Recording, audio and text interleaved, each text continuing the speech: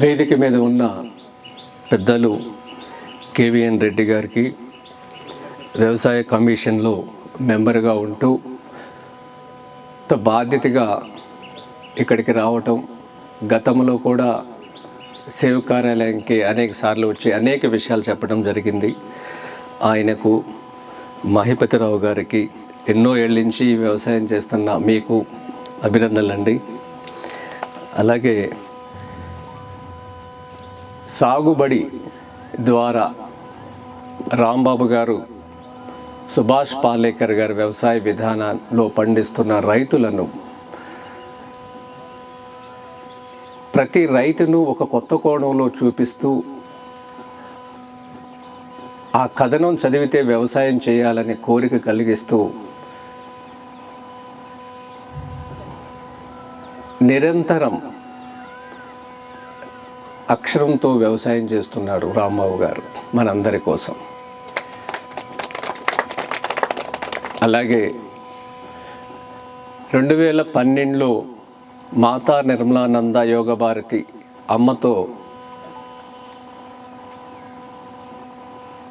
సేవ చేయటానికి సుభాష్ పాలేకర్ గారి మీటింగ్లో 2012లో వచ్చారు. ఉర్మిళమ్మ, ఆవిడ అచ్చంపేటలో ఉంటారు. మీరందరూ ఆవిడ పొలం చూడాలి. ఆవిడ వయసు 70 సంవత్సరాలు పైనే. అమ్మ ఇక్కడ ఉన్నారు. ఇక్కడ ఆవిడకి అభినందనలు. అలాగే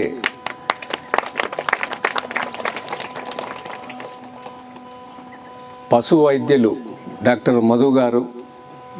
అన్న ఎక్కడున్నా ఒకసారి నుంచుండి అన్న. మీరు చాలా గొప్ప వ్యక్తి అండి అన్న. ఎంతో సమయాన్ని వీళ్ళంతా మన సమాజం కోసం, భవిష్యత్ తరాల కోసం. ఉర్మిళమ్మ అంటే అమ్మ. ఇక్కడండి అమ్మ, ఇక్కడ నుంచోండి. ఆవిడని చూస్తే మీకు వ్యవసాయం చేయాలని కోరిక కలుగుద్ది అనమాట. ఆ వయసులో ఆవిడ వ్యవసాయం చేస్తున్నారు. ఎలా చేశారు? ఆవిడ పాలేకర్ గారి మీటింగ్లో భోజనాలు వడ్డించడానికి వచ్చారు అమ్మతో పాటు. అమ్మ, ఆవుకి మనకి ఉన్న 4 యుగాల్లో 4 ధర్మాలలో ఏవైతే ఉన్నాయో అవన్నీ చెప్పటానికి మాతతో పాటు వచ్చారు ఆవిడ ఆ టైంలో. మధ్యాహ్నం భోజనం సమయంలో అందరికీ భోజనం తర్వాత పాలేకర్ గారి డయాస్ వెనక కూర్చొని కాళ్ళు చాపుకొని ఆలకిస్తుంది ఆవిడ. ఇంకా నోట్స్ కూడా రాయలా, ఆయన చెప్పే మాటలు ఆలకిస్తుంది. మధ్యాహ్నం భోజనం పెట్టి అందరికీ 600 మంది వచ్చారు తొలి ప్రోగ్రాంలో. 5 రోజులు జరిగింది అప్పుడు. ఆవిడ వెంట అప్పటికే ఆవిడ నగరానికి వచ్చేసారు. అంటే ఇది ఎప్పుడు 2012 అంటే ఇప్పటికి ఎన్ని సంవత్సరాలు? 15 సంవత్సరాలు.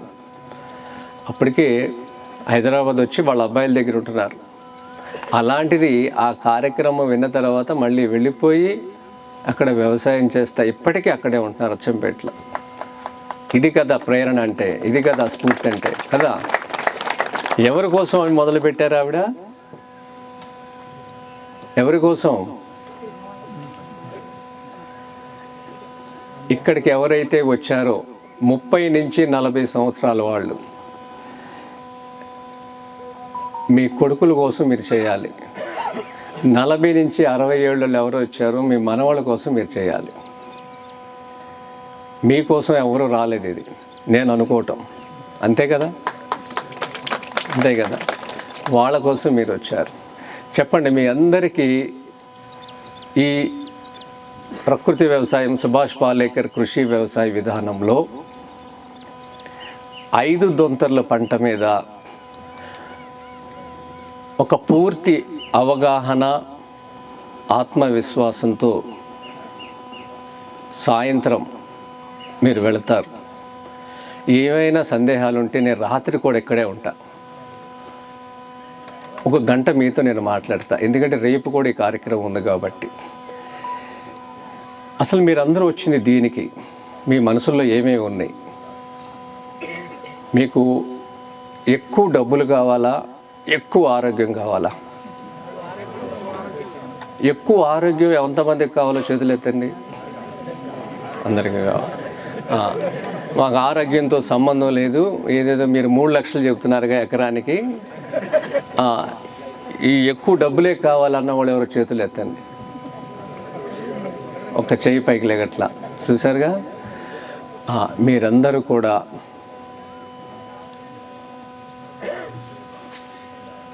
పాలేకర్ గారి వ్యవసాయ విధానాన్ని ముందుకు తీసుకువెళ్ళటానికి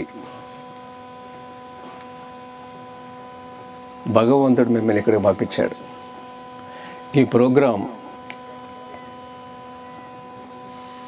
ఒక 15 రోజుల క్రితం అనౌన్స్ చేసింది. దీన్ని చాలా మాధ్యమాల్లో పెట్టారు పోస్టులు, వేల మంది చూశారు. ఈ టెంట్ ఎంత ఉందో అంతమందే వచ్చారు. మరి ఇంకో 2 టెంట్లు వేయచ్చు కదా రంగప్రసాద్ గారు. ఇది ఎంత ఉందో అంతమంది వచ్చారు. మీ అందరికీ ఇది ఎందుకు చెప్తున్నానంటే, నేను చేస్తున్న ప్రతి ప్రోగ్రాంలో ఇలాగే జనం కనబడుతున్నారు.